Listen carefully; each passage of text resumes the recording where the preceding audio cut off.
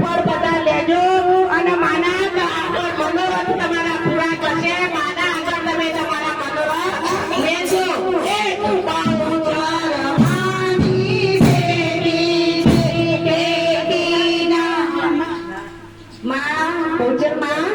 દક્ષાબેન ના ઘરે આવી જાય બરાબર.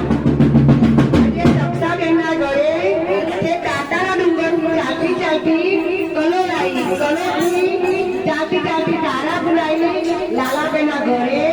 અને વચ્ચે ઘણી વાડીઓ આવી, કેળાની આવી, મોસંબીની આવી, જમફળની આવી. હા, અને માતાજી બધા ફળ ચાલતી ચાલતી લાવે.